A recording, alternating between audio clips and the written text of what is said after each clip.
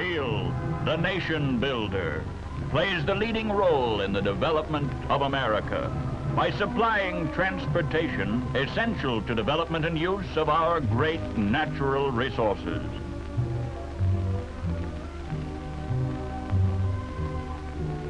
Steel, the bone and sinew of our industrial world. Steel, the tool and chief material out of which emerges an endless variety of products essential to modern life and progress. Steel, the homemaker, providing necessities, comforts, and conveniences, giving us a standard of living that's the admiration of the world.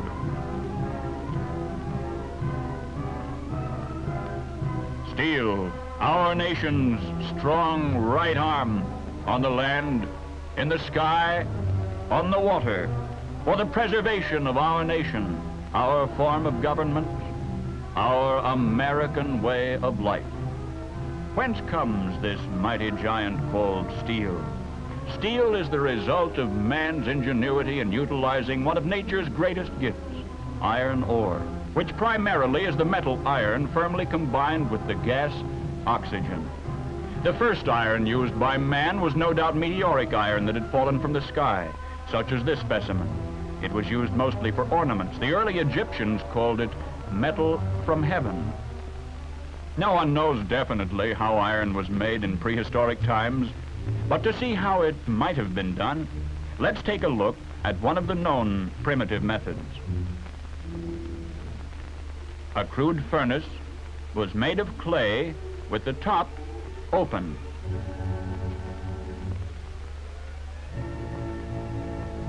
Through the top, the furnace was charged with charcoal. To cause the fire to burn more freely, an air blast was provided by bellows made of flexible animal skins. Elevating the upper part of the bag permitted air to enter through a hole in the top. After it was inflated, pressing down on it forced air into the furnace through hollow wooden tubes. By operating the two bellows alternately, an air blast was maintained. When the furnace had been heated sufficiently, iron ore was scattered over the burning charcoal.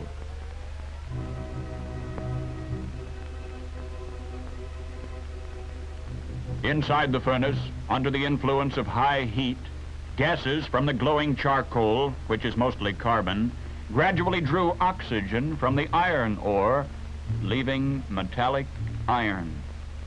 After the fire had been forced for several hours, the operator dragged out a lump of spongy metal. This was vigorously hammered to remove slag or cinder and get the iron into compact, usable form. In time, it was discovered that by reheating the hammered iron, it could be worked more easily. But occasionally, the repeated reheating and hammering produced unexpected results. Sometimes the resulting metal, when cold, instead of being soft and malleable, broke into pieces when hammered. During the heating in the charcoal, the iron had absorbed so much carbon that it became hard and brittle when cold.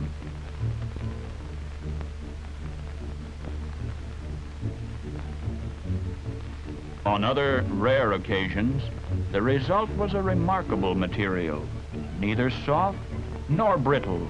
It had entirely different properties. It was hard and tough, yet malleable.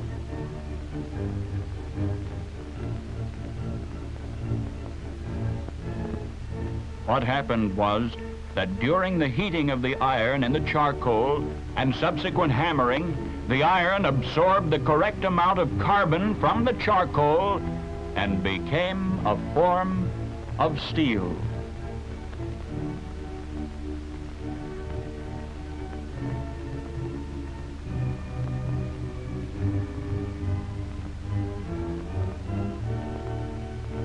It should be borne in mind that in this primitive process, the iron was not completely melted, as in the usual modern making of steel. From available information, it appears that the Chinese were the first people to develop a method of completely melting iron in large quantities. The exact method used is not definitely known. Numerous Chinese iron castings, all more than 1,000 years old, have been found, including this iron stove, which was cast at least 1,700 years ago. And here is a hollow image of a huge lion about 20 feet high, cast in 953 AD. It was not until the 14th century that European iron makers started to melt iron in quantity, by developing a type of furnace shown here in model form. This furnace was erected in 1761 at Hopewell, Pennsylvania, in what is now a National Historic Site administered by the National Park Service. Iron produced was cast into cannon and other war material used by George Washington's Continental troops. The furnace, some 35 feet high, was charged through this open port at the top. The charge consisting of charcoal, iron ore, and limestone was conveyed to the top of the furnace in baskets on carts, such as this. The limestone was used to remove impurities from the iron. A blast of air was forced into the furnace at the bottom through an air duct or tweer. Power for the air blast was supplied by a water wheel operating huge air pumps set above it. Through a hole in the casting arch, the iron was tapped twice a day, and about 25 tons a week was produced. The molten iron was run into molds. Because of a fancied resemblance to a sow and her suckling pigs, this was called pig iron.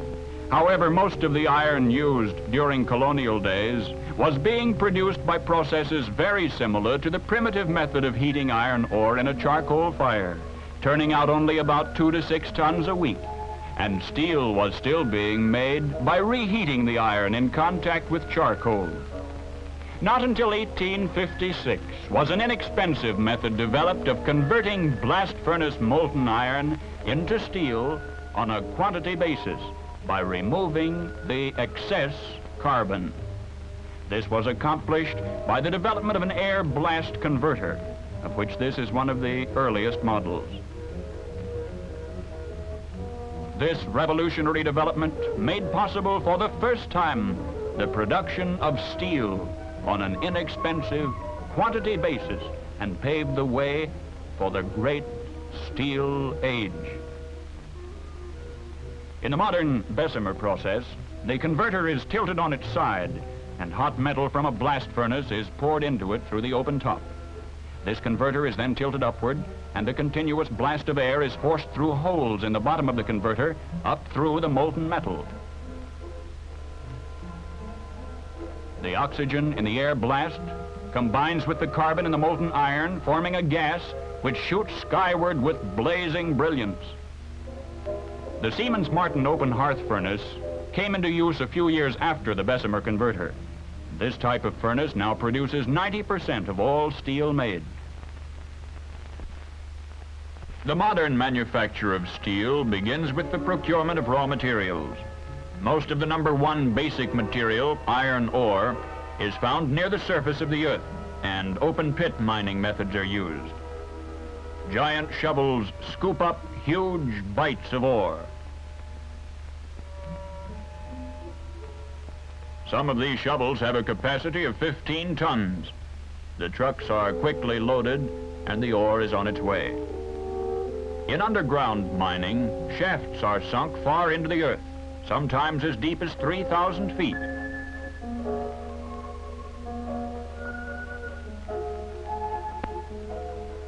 At various levels, passageways are driven into the ore body, which is blasted to loosen the ore. After the blasting, mechanical scrapers deposit the ore into chutes, from which it drops into cars.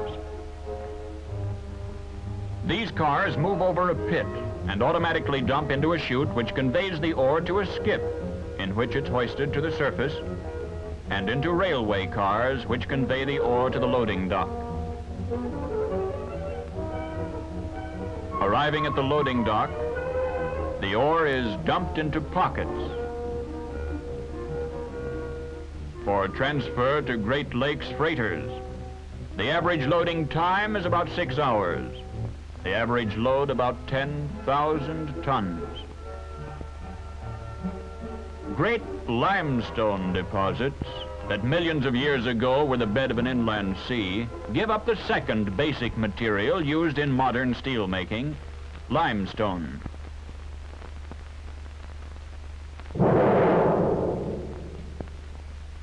The entire wall of the quarry has been shattered by blasting to permit removal of dense, hard material. An electric shovel swings into action.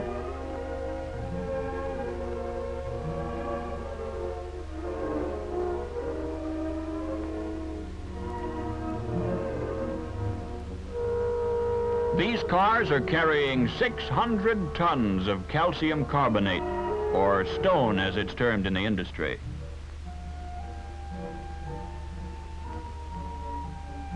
With the push of a lever, a carload of stone is dumped.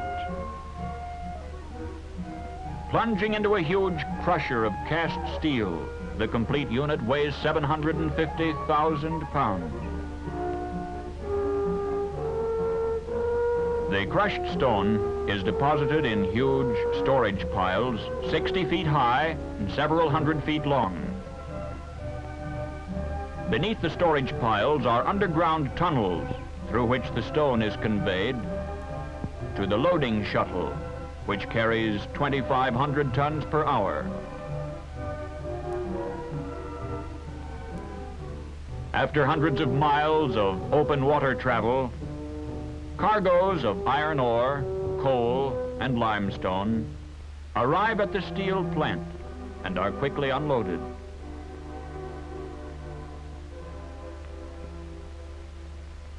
Speed is essential to get the boats away quickly for another load. Train loads of the third basic material, bituminous or soft coal, arrive at the plant where it's converted into coke. This takes the place of the charcoal previously used as fuel. After the coal has been crushed, it's heated in these huge ovens until the moisture and the volatile matter have been driven off. After various byproducts have been extracted from the volatile matter, the gas remaining is used as fuel. After 16 to 24 hours, the red-hot coke is pushed out. It's now 91 to 92% carbon. The first step in making steel takes place in the blast furnace. Here the oxygen and impurities are removed from the ore and the iron reduced to a liquid. Up to the top of the blast furnace go skips with accurately weighed loads of iron ore, coke, limestone, up and down continuously, for one of these giants eats up 3,500 tons of raw materials a day. Making 1 ton of iron requires approximately 2 tons of iron ore, 1 ton of coke, half a ton of limestone, and 4 tons of air. The blast of cold air of the ancient iron maker is now replaced by these huge hot blast stoves and powerful blowers which force huge amounts of preheated air into the furnace. Heating the air increases production and decreases fuel consumption. In striking contrast to primitive methods, modern blast furnaces are scientifically controlled. With the blast furnace in operation, let's see what takes place inside. Up through the mass of coke, iron ore, and limestone is blown a roaring blast of preheated air. At the top, the temperature is about 300 degrees Fahrenheit, increasing at lower levels to a maximum of about 3,300 degrees. As the charge heats, gases formed by the burning coke draw oxygen from the ore as it descends through the furnace, leaving spongy metal similar to that produced by primitive methods. The charge descends through increasing heat until at about 2,000 degrees, the spongy metal absorbs about 3.5% of carbon from the coke. Continuing to descend at about 2,500 degrees, the iron with the absorbed carbon melts. The limestone combines with the earthy matter of the ore, forming slag. The iron and the slag form in molten globules like raindrops, which trickle down through the burning coke. A pool of molten iron is formed on the bottom of the hearth. The slag floats on the iron and is drawn off from time to time. Every 4 or 5 hours, the tapping hole is opened and out rushes a glowing stream of molten iron, termed in the industry hot metal. Sometimes this hot metal is poured into molds and the resulting pig iron shipped to foundries for castings. But usually the fiery river pours through channels which lead it over the tapping floor to huge ladles which hold 125 to 150 tons of hot metal. But before this becomes steel, it must be further refined. So let's take a look at the open hearth department. 90% of all steel today is produced in the open hearth furnaces because of the demand for tailor-made steel in large quantities, which can be produced with this flexible and efficient method. The nearly human charging machine dumps a box of limestone into the furnace and withdraws for another load. The limestone removes impurities from the steel. In similar manner, the furnace is charged with a predetermined amount of scrap metal. As the scrap is already refined steel, it's a helpful ingredient. Lastly, a giant overhead crane brings a huge ladle of hot metal as it comes from the blast furnace. The usual charge is about half scrap steel and half blast furnace iron. An open hearth furnace consists of what might be termed an upstairs and a downstairs. Upstairs is the hearth, in which the steel-making materials are refined. Downstairs are heating chambers containing fire brick, laid in checkerboard pattern. One chamber for heating the fuel, which may be oil, gas, or oil and tar, and another chamber for heating air. The preheated air and fuel move upward, pass into the space above the hearth. Combustion instantly takes place. Currents of flaming fuel sweep over the hot metal, creating temperatures as high as 3,000 degrees. Excess carbon and impurities are burned out. The hot exhaust gases pass down through another set of checker chambers, heating the bricks as they pass between them. Every 15 minutes, the direction of flow of the fuel and air is reversed. In this way, air and gas are heated in one set of chambers, while hot exhaust gases are heating the others. This operation continues for 9 to 12 hours. In the door of the furnace is a peephole through which the melter in charge observes the heat. Let's borrow his colored glasses and peer inside at the boiling, bubbling steel.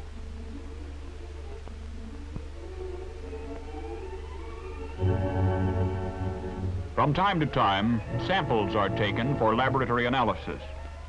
To make sure the steel meets the rigid requirements, tests accompany every step in the production of the steel.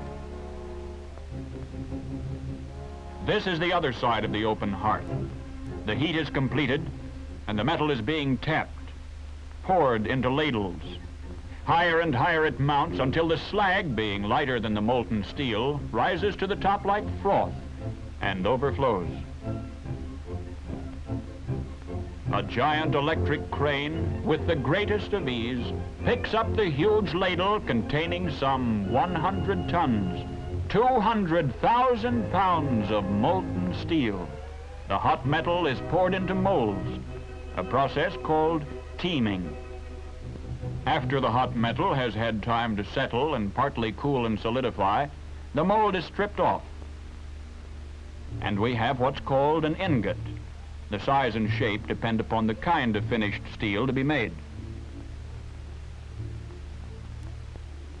The ingot is placed in a hot furnace called a soaking pit, where it remains until it's of uniform temperature throughout. Here comes our ingot from the soaking pit, a 23,000-pound block of steel starting through a series of operations that will gradually shape it into a form suitable for manufacture into finished steel.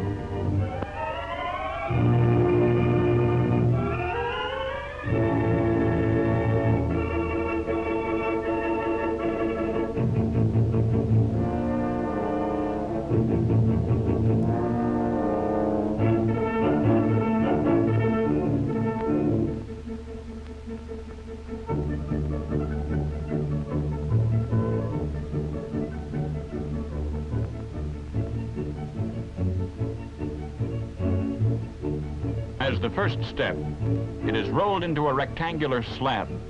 Heavy rolls grip the hot steel and pull it through as a clothes wringer pulls wet clothes. A highly skilled roller from his pulpit, as it's called, handles the operations. After reduction to the desired thickness, a portion of what was the top of the ingot is cut off. This is discarded to assure the elimination of possible defects. Then it's cut into slabs of the desired length.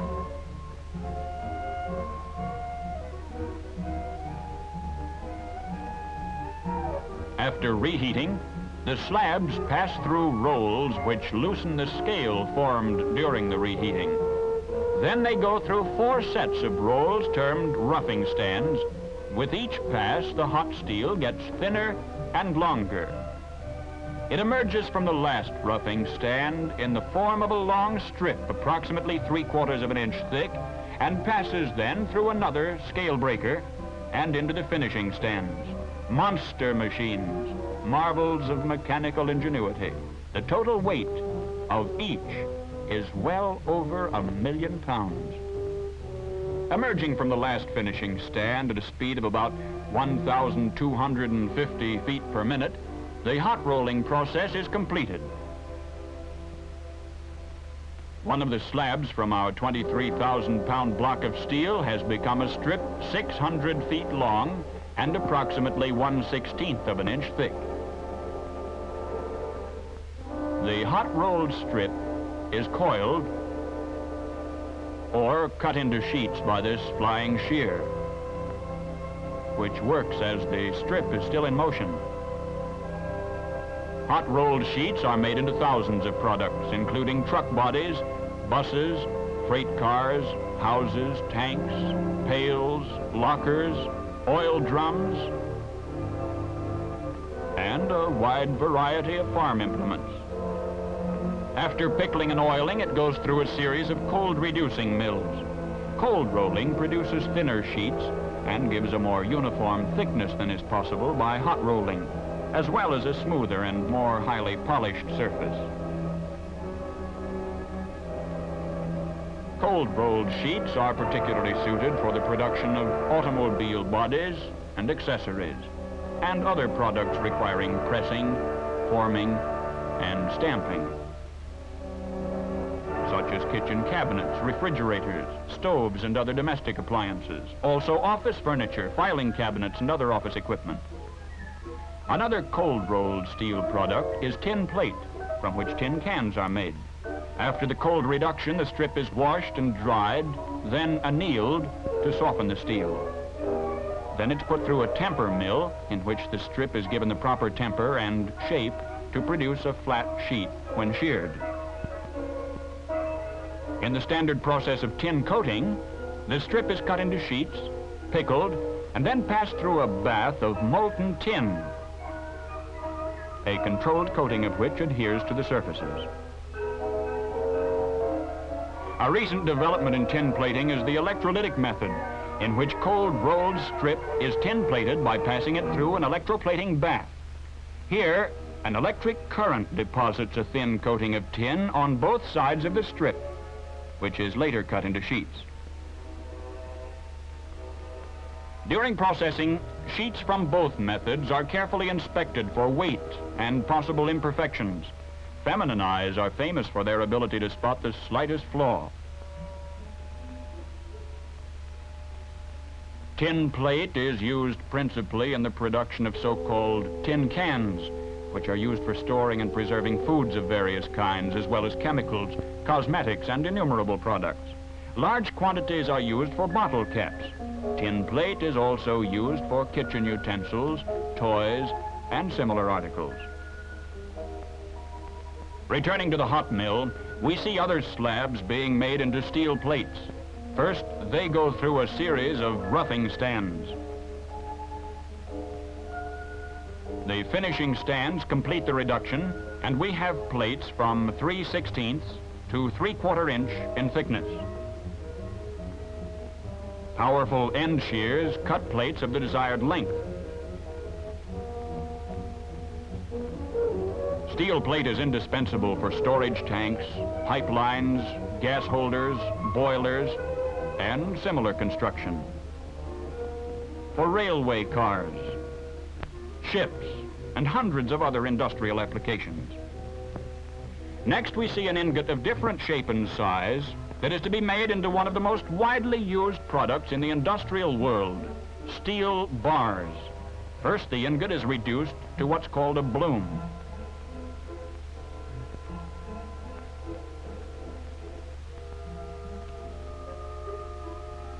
The bloom passes through a series of roll stands, further reducing the cross-section and increasing the length. It emerges as a hot bar and is cut into what's known in the industry as billets in this flying shear. After being reheated, the billets pass through roughing stands, receive their final reduction in the finishing stands, and emerge as a bar of the desired size, some 325 feet long.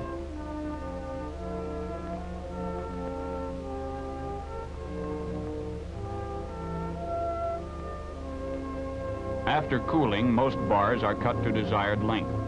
Some, still red hot, are rolled into coils.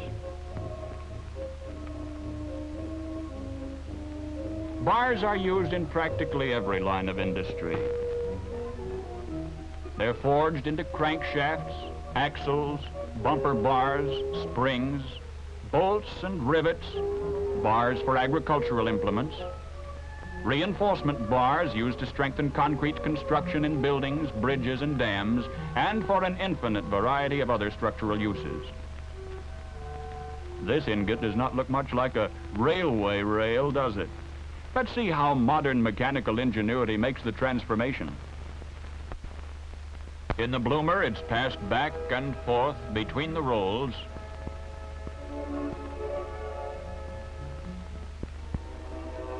then cut into blooms, each of which may produce 2 or 3 rails.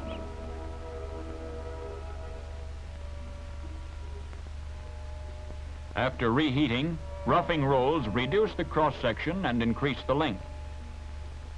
Then back and forth go the rail bars through 3 stands in the mill,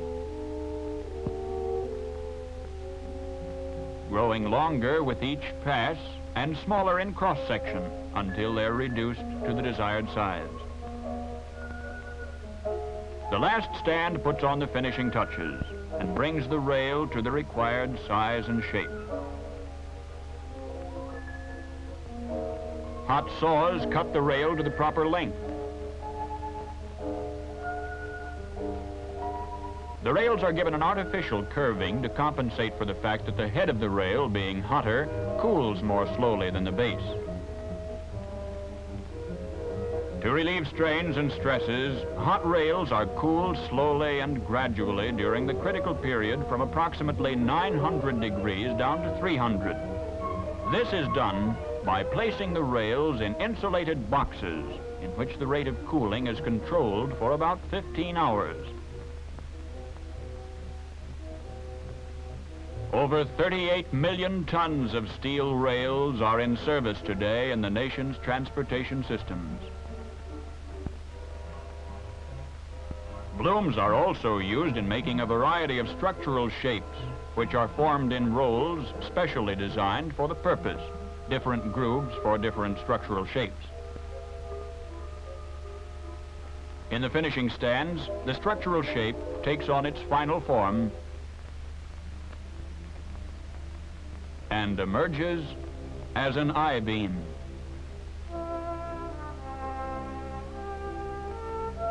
Millions of tons of structural shapes are used in the frameworks of skyscrapers, factories, bridges, ships, railway cars, and other structural purposes. Such is the drama of steel. From the primitive furnaces, turning out a few pounds of crude metal after long hours of labor, to the modern steel mills of our country with the capacity of over 90 million tons of steel yearly, greater than the combined production of the rest of the world. 10 times as much steel is made and used as the total of all other metals combined. It's as vital to modern civilization as air and water are to life. In the home, steel provides countless necessities, ranging from hairpins to kitchen stoves. In transportation, all the way from spikes to streamlined trains. On the farm, from hoes to combines. In construction, from nails to skyscrapers. In industry, steel tools and machinery make practically everything produced, from cigarettes to diesel engines. And for the future, with steel scientists and engineers working as a team, ever striving for new methods, new products, and new uses, it can be confidently predicted that steel will continue to be the backbone of our civilization and our progress.